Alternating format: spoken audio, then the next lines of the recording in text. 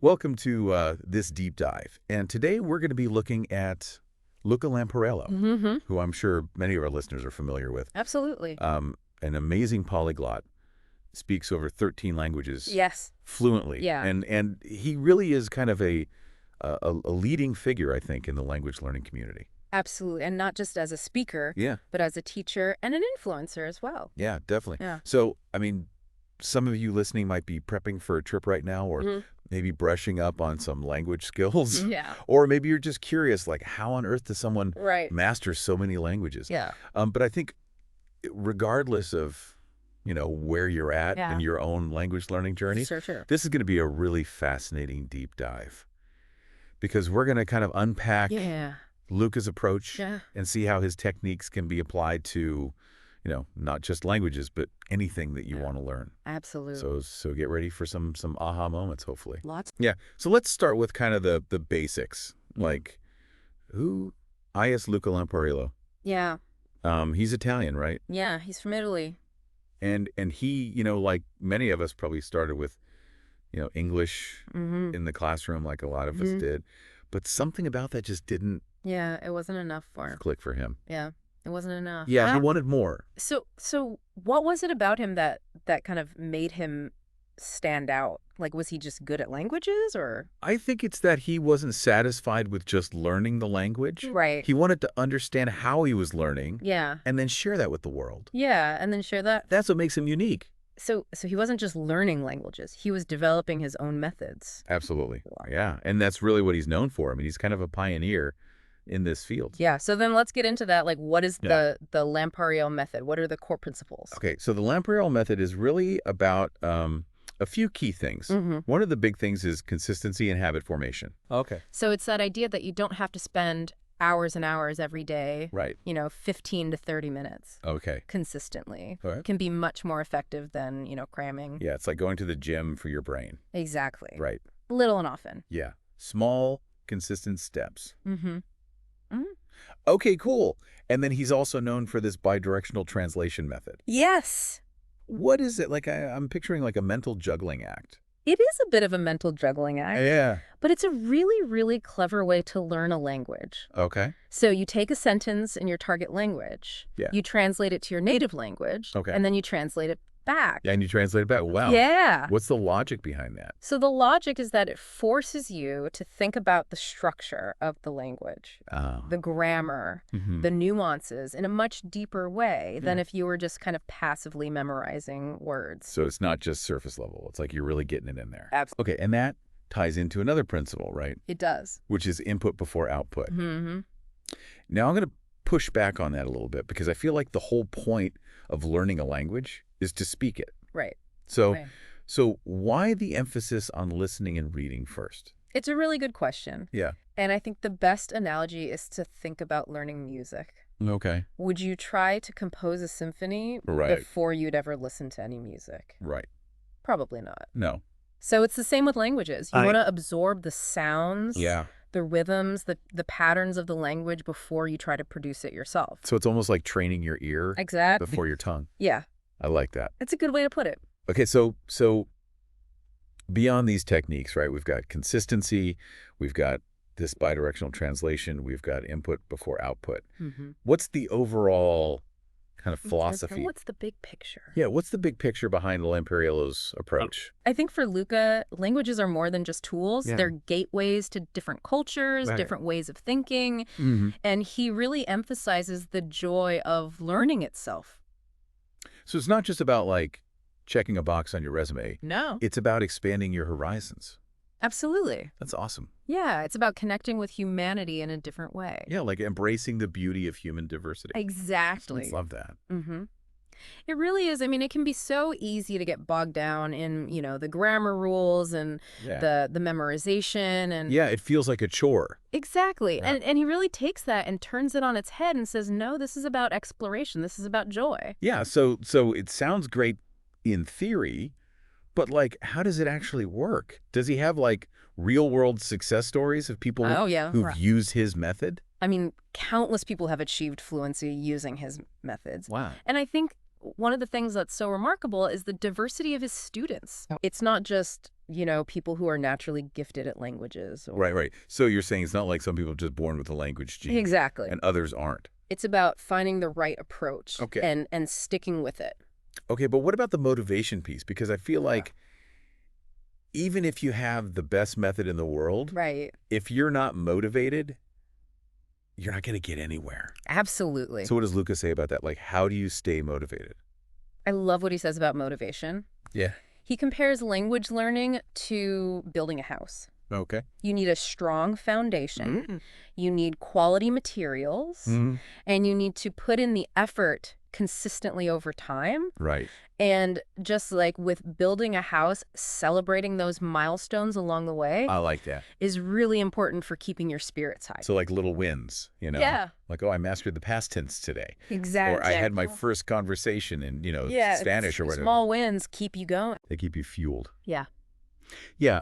Okay, so beyond those kind of mindset tips, what about the actual materials? What does he recommend? Do you have to buy a bunch of textbooks and... No, he's not a big fan of textbooks. Okay. He's a big advocate for what's called authentic materials. What's that? So these are things like books, films, music podcasts created for native speakers. That's like real language. Real language. It's the way the language is actually used. That makes sense. Yeah. But that also sounds kind of overwhelming. It can be. Especially for a beginner. You're like... Right, where do I even start? I can't even read a children's book and, Exactly. So he suggests starting with materials that are slightly above your current level. Okay. So something that you can understand maybe 70 to 80%. Okay, so a little bit of a challenge, but not so much that you're just completely lost. Exactly. Okay. And he also encourages learners to personalize their learning experience. So it's not a one-size-fits-all. Absolutely not. Yeah. It's about finding what works for you. So it's really kind of tailoring it to your own interests and your own style. Exactly. Yeah, and that's where I think his emphasis on the human element really comes through. It does. It's not just about, rote memorization. Yeah. It's about finding what you enjoy and making it work for you. Exactly. And I think that's something that can be applied to any area of life, not just languages. That's a good point. This idea of embracing curiosity, personalizing your learning path. Yeah. Finding joy in the process. I like that. Yeah. So, okay, let's be real, though. Not everyone has the time or the money to, travel the world and immerse themselves in a new language. Absolutely. So what about those of us who are, stuck in our daily lives? Right. How can we create that immersion? Well, that's where technology comes in. Okay. And Luca's a big advocate for using technology to enhance the learning experience. Awesome. So he recommends using apps like Inky for spaced repetition, which helps you memorize vocabulary and grammar more effectively. That's cool. He also suggests exploring language exchange platforms where you can connect with native speakers online and practice your conversation skills. Awesome. So he's really embracing the digital age and using it to make language learning more accessible.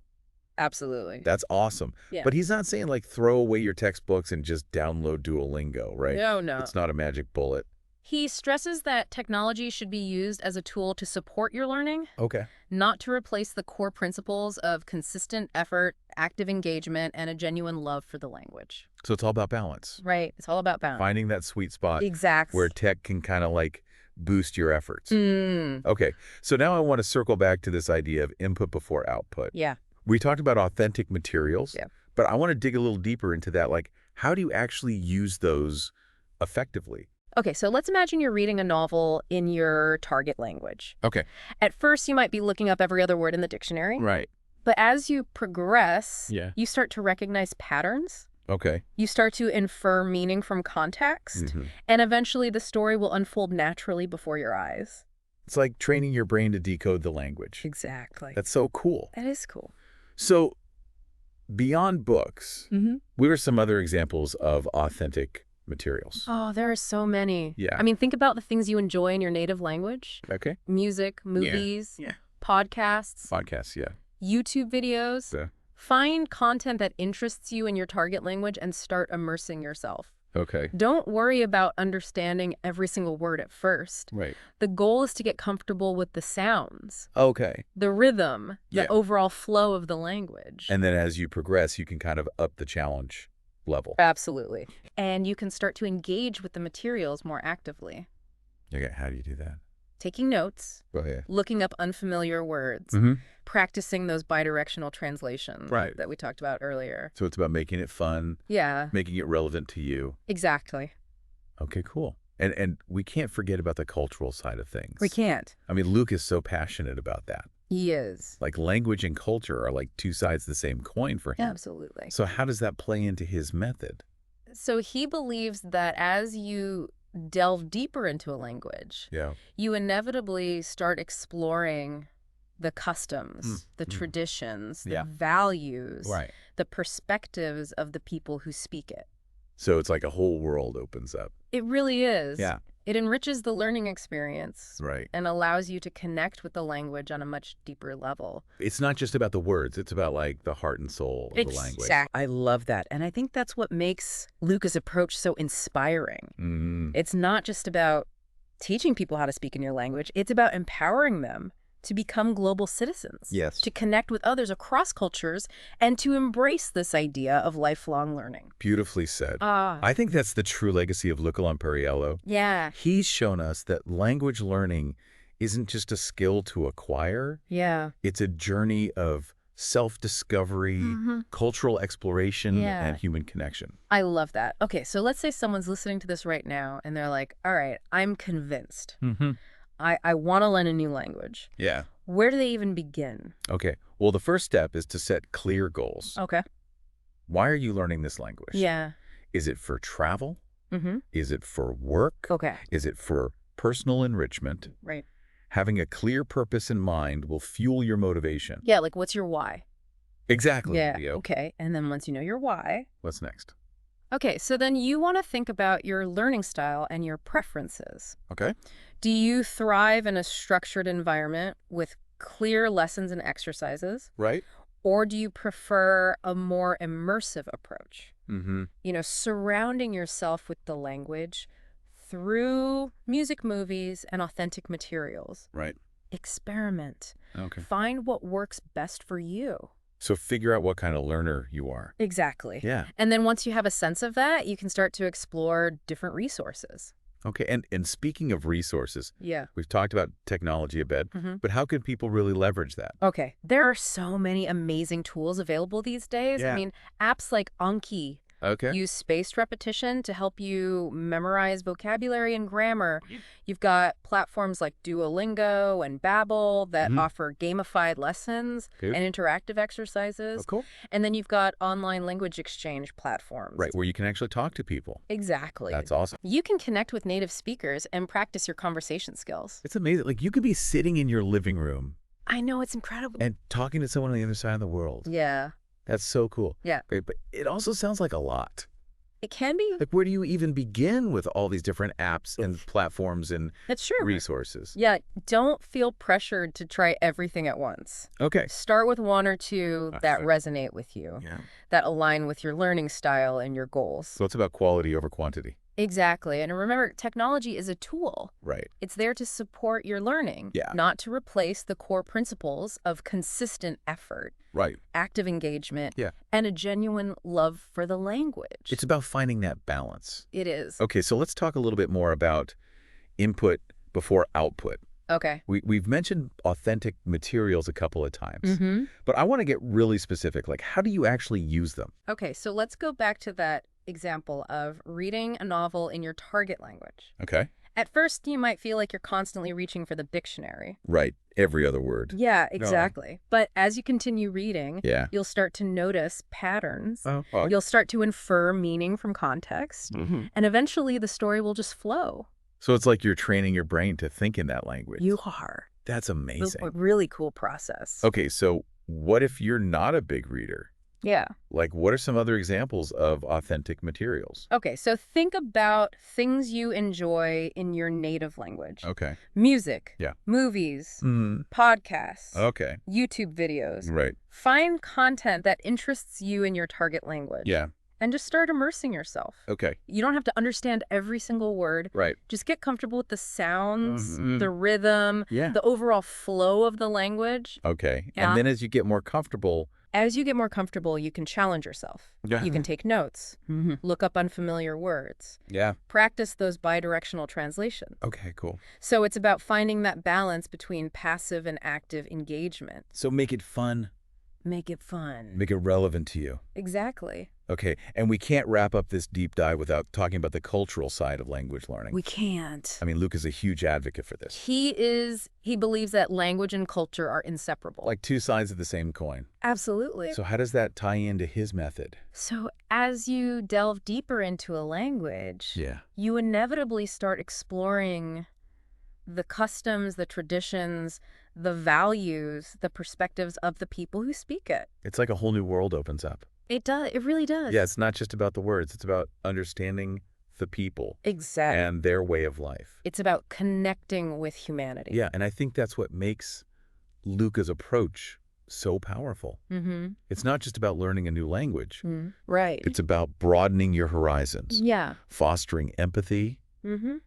Appreciating the beauty of human diversity. I love that. And I think that's a perfect note to end on. I agree. So if you're feeling inspired to learn a new language, take a page from Luca's book. Yeah. Don't be afraid to dive in. Embrace the challenge. Find that joy in the process. You might surprise yourself. Absolutely. All right. That's it for this deep dive into the world of Luca Lampariello. It's been a pleasure. Huge thanks to you, as always, for sharing your expertise. Thank you for having me. And to all of you listening out there, we hope you learned something new today. Yes. And that you're feeling inspired to embark on your own language learning adventure. Absolutely. Until next time, happy learning. Happy learning.